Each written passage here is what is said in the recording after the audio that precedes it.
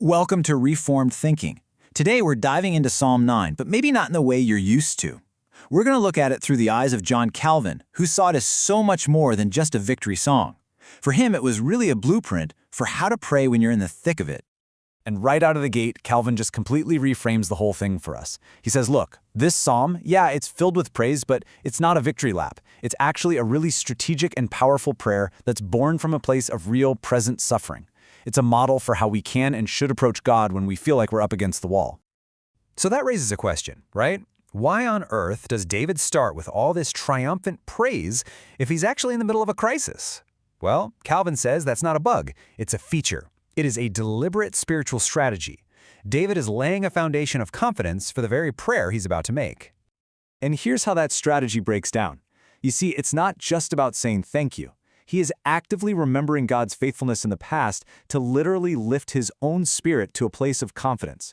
He's encouraging himself, reminding his own soul, hey, the God who showed up before, he's going to show up again. He's building himself up, getting his heart right before he even makes his request. And this is the key insight from Calvin. This act of praise is what opens the gate of prayer. Okay, so the gate of prayer is now open.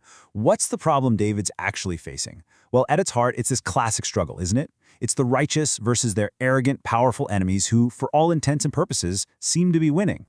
And the text paints this really vivid picture of these wicked men. These aren't just rivals, they're malicious. They're using violence, deceit. They're like hunters setting traps for the innocent. They just trample all over what's right.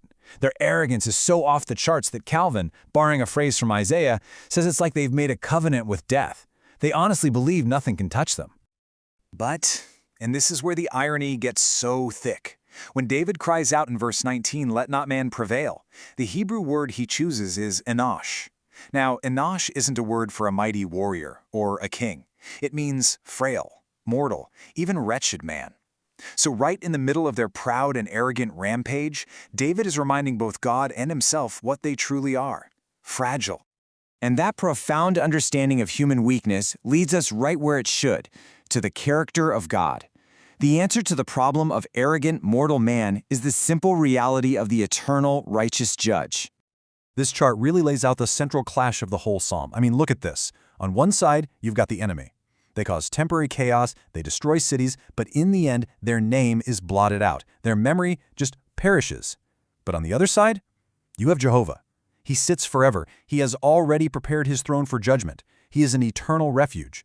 The power of the wicked might be loud, but it's temporary. God's power is eternal, it's judicial, and it's absolute. So how does this judgment actually work? Calvin breaks it down into 3 steps. First, it's a revelation. God makes his character known by the justice he brings. It's not some secret act. Second, it's a reversal. This is poetic justice, right? The wicked get caught in the very traps they set for others. They are literally snared in the work of their own hands. And finally, it all ends in ruin. They are cast into a state of total perdition. And that brings us to this really important word, Shelah. Calvin is so clear about this. This does not just mean the grave, the end of life that comes for everybody. No, for the wicked, it's a sudden, violent, catastrophic fall into ruin.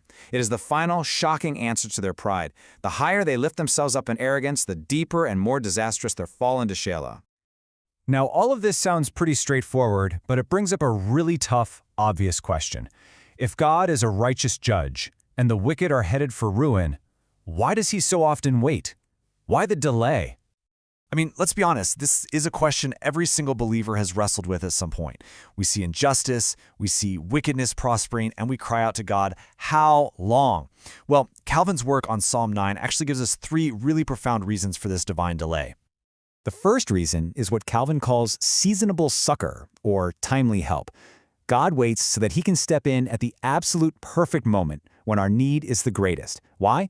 Because it's at that point of desperation that his help is most needed, and his grace is most clearly and beautifully displayed for all to see. Second, God uses that waiting period to exercise our patience. Calvin sees this as a purposeful time for us to be humbled under the cross. It's like a training ground. It's designed to teach us to wait with a quiet spirit and to keep going in hope, even when we can't see the finish line. It's a fire that refines our faith. And finally, and this is so important, God's delay is meant to compel us to pray. See, according to Calvin, God's silence is not him being absent. It's an invitation. He's waiting because, as Calvin puts it, he would have us to awaken him by means of our prayers. Our affliction is designed to push us deeper, into a more desperate and a more real prayer life. And wouldn't you know it, that brings us right back to where we started. If God's delay is meant to push us to our knees in prayer, what's the key that turns the lock on that prayer? David shows us, it's praise. Let's just land the plane on this central idea one more time. Calvin says that when David remembers God's past goodness, his past mercies, he uses that memory to literally open the gate of prayer. It is the key that unlocks confident, present-day prayer even when you're surrounded by present-day trouble. So at the end of the day, praise isn't just a happy reaction to getting something good. It is a powerful, proactive act of faith.